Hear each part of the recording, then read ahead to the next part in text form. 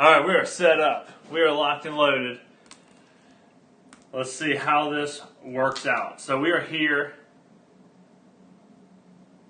Yeah, we're good. Alright, welcome to a podcast here, live from McKinney, Texas, live from Dallas, North Texas.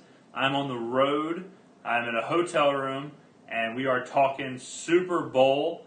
Super Bowl, I'd be remiss if I didn't talk about the Super Bowl. And I told you 2020 is the year of content. Content is king, and we are creating content right here from the freaking hotel room. No one can do it like I can do it. So, we're going to rip this through, and then hopefully I'll be able to download this, put this on YouTube, and we'll rock and roll. It looks good though, I think. So last night was the Super Bowl, and shout out to Pluckers Wing Bar in McKinney, Texas, is where I watched the game. Pluckers Wing Bar. I had 5, not 1, not 2, not 3, not 4. I had 5 fried freaking Oreos. Okay, delicious. But Pluckers Wing Bar is where I watched the game. They had a bunch of different flavors of wings. Very good food, very good atmosphere. Really enjoyed it. Really enjoyed Pluckers. So shout out to Pluckers. As you can see, chat is on the screen, so I'll be referencing chat throughout the pod. Did you go to the Super Bowl? I did not go to the Super Bowl. I'm in Texas. The Super Bowl was in Florida, but I would have loved to. But man, before we even get to the damn game, I had a prop bet on Patrick Mahomes rushing yards of 30.5 yards. Now, if you don't know gambling, if you don't bet, no problem. What this means simply is I needed Patrick Mahomes to have more than 30.5 rushing yards, so 31, 32, 33, 34, whatever, and I win. Anything under 31, and I lose. Patrick Mahomes had 45 rushing yards going into him kneeling the ball down. He had 45. He knelt the ball down, lost, I think, 5 yards. Okay, kind of weird, kind of questionable, whatever. Kneels down again, loses 3 yards. It's like, hey, Pat, what are you doing, bro? Kneels down again, loses 7 yards. Patrick Mahomes on 3 kneel downs lost 16 yards, and it fell 29 rushing yards. So his kneel downs, he didn't have to go backwards. All he had to do was kneel down. All he had to do was kneel. And he decided he was going to take all those steps back. And Mahomes cost me tons of money, cost people all over the place tons of money. In my opinion, I've been gambling for a long time. In my opinion, that was the worst gambling beat in the history of gambling. In the history of sports betting, that was the worst beat of all time. And it wasn't even close. When I went to bed last night, I went to bed shaking my head. When I woke up this morning, I woke up shaking my head. I still can't believe it happened. Honestly, I still cannot believe it even happened. But it did happen. And we're here talking about it. So that was the worst thing. It just goes to show, man. It just goes to show how small some things can be in the game. Like Mahomes, yeah, he lost a lot of yards. But if he loses 2 less yards, we're fine.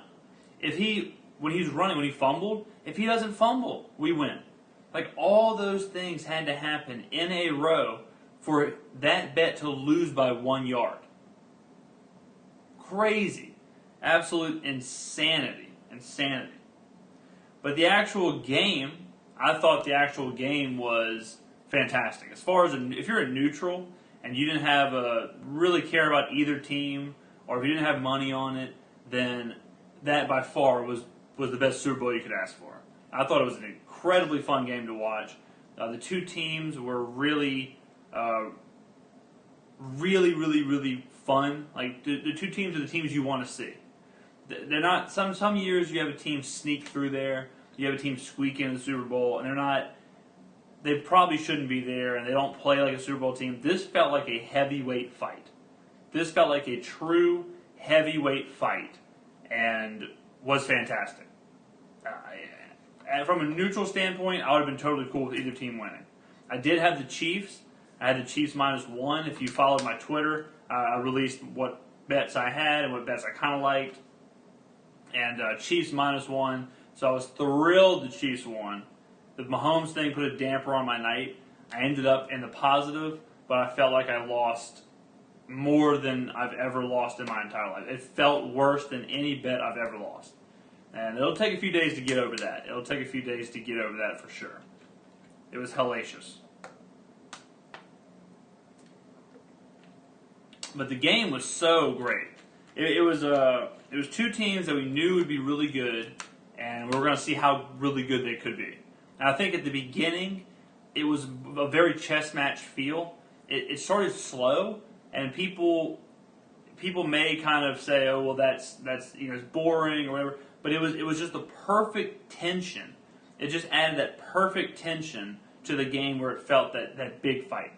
And you could see Kansas City kind of they struck first, and they were kind of moving their pieces around. San Francisco was doing stuff that I didn't think they would do. They utilized Jimmy G a lot. They threw the ball a lot. I didn't see that happening. Kansas City ran the ball a lot. I think Damian Williams finished with 17 carries, so they ran way more than you would think. And as far as the end of the game, as far as Kansas City coming back to win the game, Kansas City has proven, obviously, that they're just so perfectly built. They're so perfectly built for that. They're so perfectly built for that, throw themselves back in the game. They're so perfectly built to just unleash that pressure. And that's what we saw Frisco just couldn't deal with. Frisco couldn't deal with that pressure. Once Kansas City said, hey, we're down 10, we got to go. We got to go full press here. We got to just use all of our weapons. Frisco was just not in the. They were not. They could hold them. They could hold them. They kind of controlled Kansas City for most of the game, but they just couldn't keep up with them. And we saw that all through the playoffs. We saw where Houston couldn't hold them at all. Houston just opened the floodgates, and they tried to keep up with them, and they couldn't hold them. Then Tennessee couldn't keep up with them, and now Frisco couldn't keep up with them. I thought that Kansas City was masterful in the second half. They're just so dynamic. They're so dynamic when they have to be. And I think the reason we saw Damian Williams do so well is that San Francisco said, look, we have to cover Tyreek Hill. We have to watch Mahomes. We have to cover Travis Kelce. We have to cover Sammy Watkins. If someone's going to beat us, someone is going to have to inherently be kind of open, right? Someone is going to have to kind of be there. And Damian Williams was that guy. I mean, yeah, his stats are obviously padded by the big run at the end, but he was absolutely instrumental in Kansas City at the end there because he was the guy. He was the guy that Kansas City could lean on. He was the guy that Kansas City could kind of find that little hole in the defense. And he was something else. The entire Chiefs team, you can just feel it. You can feel Tyreek Hill about to explode. You can feel Travis Kelce about to explode. And Mahomes, who was so bad in the first half, and really wasn't great for most of the second half until the end. And what a player. I mean, what a stud Patrick Mahomes is. Honestly, I don't have any problem saying that I think we're watching a guy who, when it's all said and done, will be a top 5 quarterback of all time. I mean, Patrick Mahomes is something generational. He's something that we have not seen in a long time. And he may even be better than top 5 ever. But I'm not ready to say all that. But I'm pretty comfortable, pretty confident in saying that he's more than likely a top 5 guy moving forward ever. And he just has it all. He has shown it all through the playoffs. He's got the arm, he's got the mobility, he's got that leadership. I mean, he's just when he's on the field and he has the football, I don't care how much you're down, he can get you back in the game. And the question now is, what will the Chiefs do as far as his extension? I don't think the Chiefs should even question this. I think the Chiefs should just send Mahomes a blank check, send Mahomes, say, hey man, what's your favorite number? Okay, cool. That's how many millions we're going to give you for the next 50 years. Give him a Bo Jackson contract. Or not, Bobby Bonilla, not Bo Jackson. Give him Bobby Bonilla's contract. Give him $1 million every July for the rest of time. I mean, who cares? We're in the end time anyways. We're in the end of days anyways. Well, what's the matter? This guy, there's an old adage in sports, or in football, that you can only win the Super Bowl, and it's very true. It's probably the last 10 years when passing really became a thing. But you can only win the Super Bowl with two kinds of quarterbacks. A quarterback on his rookie deal, or a quarterback, a true elite generational Hall of Fame quarterback. That's it. That's the only teams that can win the Super Bowl. And Mahomes, he's the kind, and the reason for that, obviously, is that if you don't have a generationally talented quarterback, a la Tom Brady, Peyton Manning, Drew Brees, people like that, if you don't have a generational Hall of Fame guy, he's not good enough to make up for the holes in your team that you have to have in order to pay him. So you see it with, like, the Rams. So they paid Jared Goff. He was on his rookie deal and they went to the Super Bowl. They paid Jared Goff. They couldn't pay Ndamukong Suh. They couldn't pay Marcus Peters. They couldn't pay all these people. So you start losing all this stuff. And certain quarterbacks, like Jared Goff, need certain things. They need a good defense. They need weapons. They need a good offensive line. And when you put that much money into one position, you have to take it somewhere else. And the Chiefs, I believe, have a generational Hall of Fame level quarterback that they should pay whatever he wants. That should be the next step for Kansas City. Is just paying Patrick Mahomes. Get Patrick Mahomes locked up. Get him figured out. Because I think you don't need a stud defense with Patrick Mahomes. You don't need, he has weapons, but you don't need the Randy Mosses. You don't need a stud running back. You can make by with Damian Williams. And the question right now that we have to ask ourselves is, are we seeing or are we about to see a Chiefs dynasty? Are the Chiefs about to be the next New England Patriots? And it's easy, I think, recency bias to say yes. To say, yes, we are about to see that. We're about to see this team just go on a run. Why wouldn't they? And honestly, I think that we may be on that precipice. And not saying they're going to win three of the next five Super Bowls, but just the fact that they're in the conversation every year. I think you could go ahead and mark the Chiefs for being in the AFC Championship game 4 times out of the next 5 years. I just don't see how a team like this, unless there are huge pieces that go away. If Andy Reid stops coaching the team, if Kelsey leaves, if stuff like that happens, who knows? But this team, this quarterback, they are the best team in football. And Patrick Mahomes is undoubtedly the best player in football. Now, I know he didn't win MVP, and sometimes MVP and the best player don't always match up. Sometimes MVP is who did the most that season. Sometimes MVP is who's the most valuable for their team that season. And Lamar Jackson deserved that. And it's weird because I'm going to say that Patrick Mahomes is without a doubt the best player in football, but I also say I don't think he deserved the MVP this year. So it doesn't sound like it makes sense, and it might not even make sense, but if you don't think about it for too long, it'll make sense. But I think Patrick Mahomes is the best guy in football. And at 23 years old, to have an MVP, to have a Super Bowl MVP, to have a Super Bowl, what an incredible talent. And time obviously will tell. His knee, he had some injuries this year, so you don't know if that'll flare up again, but we could easily be at the beginning, at the peak of that Tom Brady Patriots, Peyton Manning, Indianapolis Colts, that kind of run where we see that team in that position of the Super Bowl or an AFC Championship or a 12-win season every single year. And I think Patrick Mahomes and the Chiefs are in that position. Now, the question, I'm trying to think if we need to go deeper into the actual game.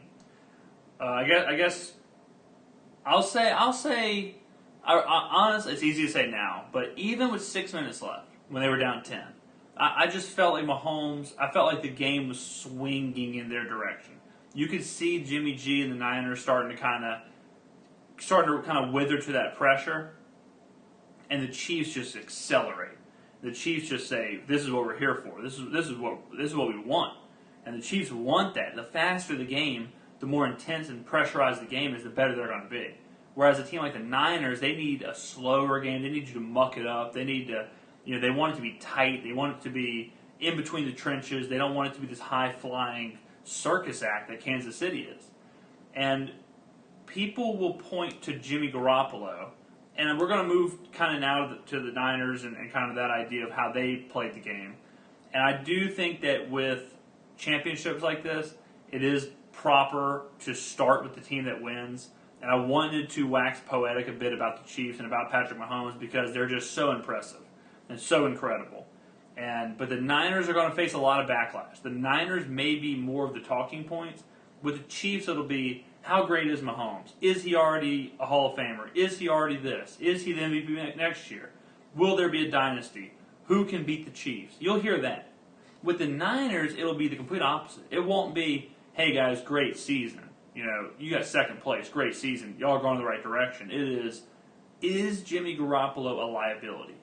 Is Jimmy Garoppolo a problem moving forward for the Niners? And it's an interesting question because Jimmy Garoppolo, I think, for the Super Bowl, played pretty good. I think Jimmy Garoppolo during the Super Bowl played pretty good, especially the first half. He threw the ball a lot more than I thought. I think he threw it 23 times, something like that, maybe even more, 28 times. He threw it a lot. And he's a weird guy because people, I think, put him in that camp of, oh, he's a game manager. He can't throw the ball. But Jimmy Garoppolo has proven, specifically in the Dome, trust me, I was there, against the Saints, he can throw you into a game. He can beat you. I want to say I'm reaching for stats here, but I believe he was 5-0 his first year when throwing over 30 times. And I think in his career, he's 10-4 when throwing over 30 times. So Jimmy Garoppolo, and they are 10-2 now, I think. Oh, no. I think he's 7-2, something close to that, of when losing by 10 or more, he comes back and wins. He is a guy who can do it. Now, my thing with Jimmy is that I don't think he's as accurate or consistent as someone like Patrick Mahomes. So you don't want him to be in that position where he's throwing 30, 40 times a game. But if he has to be, he certainly can win the game.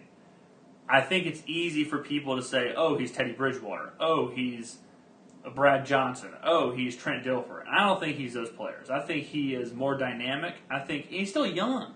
I mean, Jimmy Garoppolo is, what, 23, 24, 25? He's still a young guy. And the fact that he's, 24-11 in his career, the fact that he took the Niners, a team that was the second overall pick a few years ago, and they're in the Super Bowl, he is the maestro of this offense. And even though the offense isn't Jimmy G throwing the ball 50 times a game, it is still a highly tuned, well-oiled offense. I don't think it's a game-managing offense, whereas if you go back and you watch Brad Johnson's Buccaneers or Elvis Grbac or Trent Dilfer, if you go watch those teams, like, okay, obviously this team is defensive-oriented. This team is win the game 13-0. Win the game, 9-3. I don't think Jimmy Garoppolo is that. I think Jimmy Garoppolo is a little bit better than that. I think Jimmy Garoppolo is closer to, hey, I'm more than happy to throw it 5 times. But if I've got to throw it 40 times, let her rip. Now, the issue with the Niners and why I think they're going to have some real trouble moving forward is, 1, Richard Sherman's gone. 2, or not, he's not gone, but he's older. He will be leaving soon. And they pay Jimmy Garoppolo a ton of money. So they have the problem the Rams have, where Jimmy Garoppolo is not a Hall of Fame, generational, talented, elite-level quarterback. He's probably, I'd say, bang average in the NFL. I'd put him in like the 15, 16, 17 range, maybe a little bit lower. But I'd be cool with saying he's 15 or 16 in the NFL. So you can't pay the 15th or 16th guy $100 million. Because all of a sudden it's going to be, well, how are we going to pay Kittle? How are we going to pay these defensive players? Who's going to walk? And then if your defense isn't as good, you need Jimmy Garoppolo to start putting up a lot of points. If your offensive line isn't as good, you need Jimmy Garoppolo to be better. And what's his ceiling? What is Jimmy Garoppolo's ceiling? Is it a Hall of Famer? Is it a Pro Bowler? I don't know. I don't think so. I think Jimmy Garoppolo can win a Super Bowl. I think he could manage it. I mean, he was 6 minutes away from winning the Super Bowl this year. According to ESPN, which means absolutely nothing, he was 90+% chance to win a Super Bowl this year and didn't get it. But Jimmy and the Niners are going to have a real issue on their hands with how he's developed. And I think Shanahan and him have a good thing on. They understand each other. But it's just going to be really difficult trying to replace some players. And one of the questions from the game is, did Kansas City win the game or did San Francisco lose the game? And I mean, this is a fair question. It's a fair question because, Frisco, they had the game in their hands. And Kansas City just ripped it away. I think to me, in these situations, you have to give the credit to the team that went out and won the damn game. Kansas City knew exactly what they had to do. Score here, stop them here, score here, bing, bang, boom, bish, bam, bosh. Game's over. And they had that line. They had that line to victory, and they took it.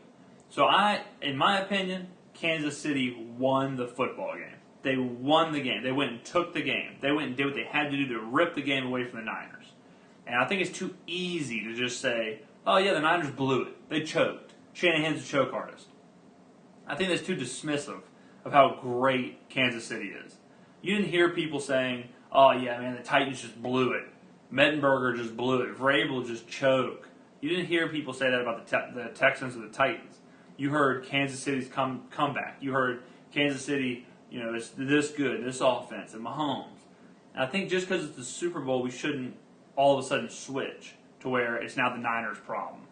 I think the Niners' defense let them down at the end. Not buckling down in the red zone, allowing them to score to go up instead of holding them to a field goal and tie.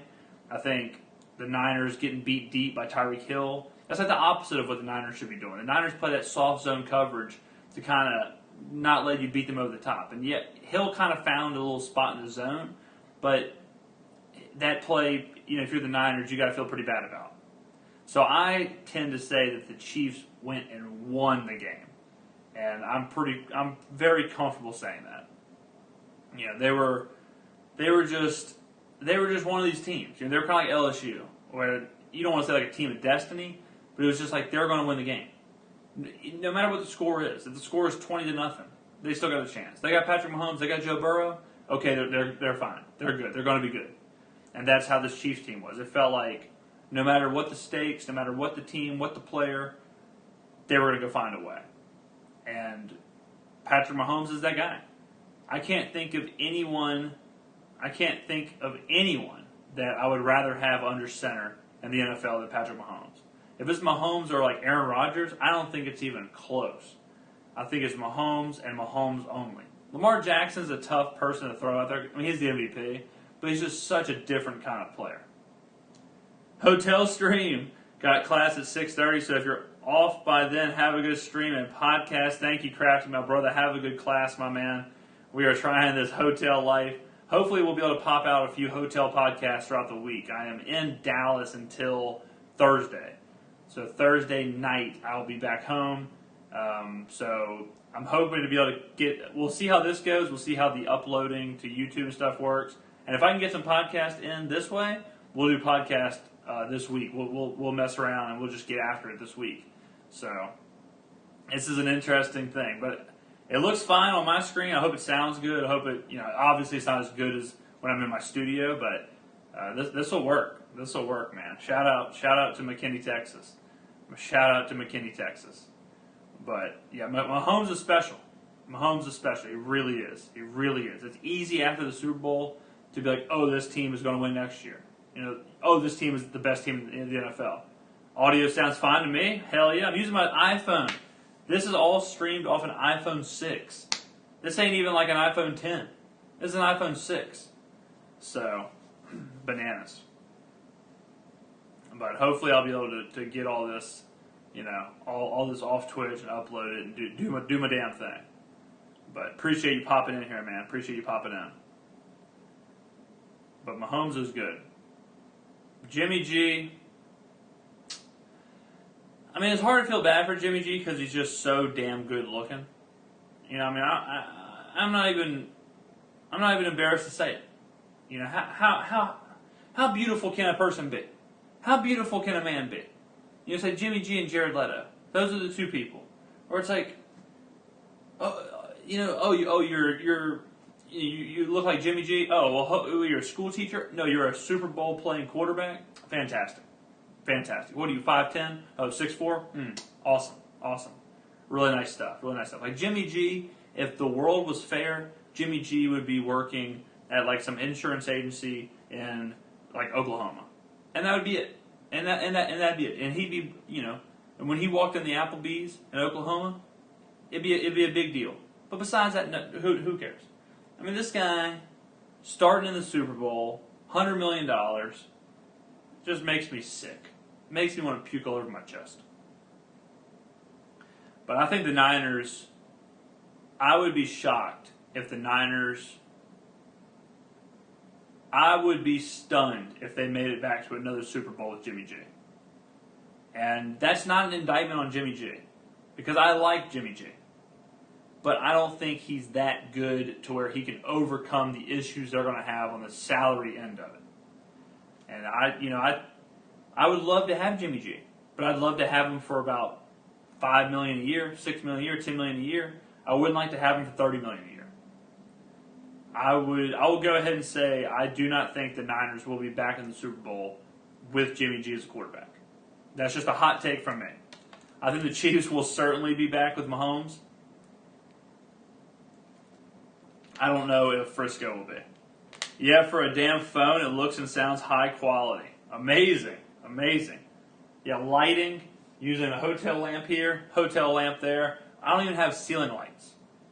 So, we're doing some things here. Wait till I get an upgraded iPhone. Wait till I get that next iPhone. But when you look next year, I know the Super Bowl just happened, but you look next year, it's who can stop Kansas City. Let's go to the AFC first. I think if Brady goes to Tennessee, and this is a rumor I'm starting myself, but I think Tennessee is the team that would be the best fit for Tom Brady. Unbelievable run game. A.J. Brown, probably a top 6 wide receiver in the NFL, somewhere in there. Maybe not 6, maybe top 8. Top 8 receiver in the NFL, staunch defense. If you give Tom Brady that team, that's a team that could take it to Kansas City. That could play with them. Baltimore, it depends, man. I just don't, it's nothing. Look, it's not American History X. Okay, that's not where I'm coming from. I didn't just watch that. But I just don't know if Lamar Jackson's style of offense, if he can play that consistently for multiple seasons. I just don't know if he can do that. I think the Ravens are good, but like going into next year, it's hard for me to say, yes, that offense is going to work just like that again. Lamar Jackson will be just that good again. Is he a 1-year kind of... Is he a guy who you don't have tape on? He's like Baltimore next year is going to be really interesting to watch. So they're obviously a team people will think could compete with Kansas City. The Patriots, I think the Patriots dynasty is over. I said that earlier this year on a podcast. I bet against them the whole year. Other teams in the AFC, Steelers. You're looking at the Steelers getting older. You're looking at the Browns. Who the hell knows? The Bengals are getting better, but who knows? Let's see. Who else? We got Houston. Houston's some pieces away, I think, but they're good. I think Houston's good, but I don't think they're ready to make that jump to a Super Bowl. We've got Indy, now with Brissett. Yeah, I mean, AFC's pretty down the middle there, pretty obvious. I think it's Tennessee. Tennessee is the team that has the most pieces, if they had Brady or if they had a Breeze or one of these big quarterbacks that could move, I think they could be the guy. NFC-wise, good teams in the NFC. I think the NFC is kind of stacked. Chargers, if Tua goes there, we'll see with Tua. Because we don't know how healthy Tua is going to be. We'll see with Tua. NFC, we're looking at, the NFC has really good teams, I think. I think the Cowboys are really good. We'll see what the new coach does there. The Saints, who the hell knows? The Saints are going to let me down somehow. The Packers and the Vikings, I think the Vikings are really good. I think if the Vikings had Drew Brees or had Tom Brady, I think the Vikings would win the NFC. They're really, really good. Russell Wilson's always a problem. I think the NFC is stacked. I think the NFC truly has about 8 teams that could go to the Super Bowl and win it. AFC probably has 1 right now. I mean, let's be honest. I think the AFC right now has 1 true Super Bowl team, and that's because I'm low on Baltimore. But the NFC, I feel like the NFC has a pretty high. If Seattle were in the Super Bowl this year, it would not surprise me at all. Minnesota, Cousins is an issue, but who knows? It depends on the Brady, Breeze, what all happens there. But I think Tennessee has to be one of the most perfect destinations for a high-profile quarterback right now. Even like a Nick Foles, even somebody who's just above average can let her rip. I mean, Nick Foles had some injury action, but AFC is fairly weak. Yeah, I think the AFC is fairly weak. Yeah, especially with the Bills. Bills are getting there slowly. It's just so hard for a team like Buffalo with Josh Allen to compete offensively with Kansas City. Because you're telling Josh Allen, hey, man, because the Bills' defense isn't that good, right? The Bills' defense isn't on the level of San Francisco. So you're telling Josh Allen, hey, man, go score 30 points. Go score 35 points. Can they do that in the playoffs of the Super Bowl? Can they do that consistently? I don't think so. But I loved the Super Bowl. I had a blast watching it. It was such a good Super Bowl to watch. The 2 best teams, high-profile fight, amazing stuff. Another year is behind us, man. Another year is behind us. I actually have a dinner to go to in 4 minutes. So I'm going to have to end this stream, but I wanted to get on here and even see if I could do this. But Crafty's saying it looks good. So I'm going to end this stream, and then hopefully I'll be able to cut up this footage and put it on YouTube tonight, get the podcast, get all that stuff out, and that'll be dope. So thank you guys for watching this one. Speaking of fights, Fury and Wilder, yes. Fury and Wilder coming up in the 22nd. So that'll be awesome. Big time. Hell yeah. The first fight, first fight was incredible. So thank you guys again for watching and being part of this Dallas. So James does Dallas. Jamie does Dallas will be this week. So thanks guys again. I'm going to run real quick to dinner. Hopefully this all works. And hopefully I'll see you tomorrow for another hotel stream. I'll be popping in and out, guys. Thank you again. I got to walk around to turn the stream off. So, not that this is awkward or anything. Now I got to figure out how to end the stream.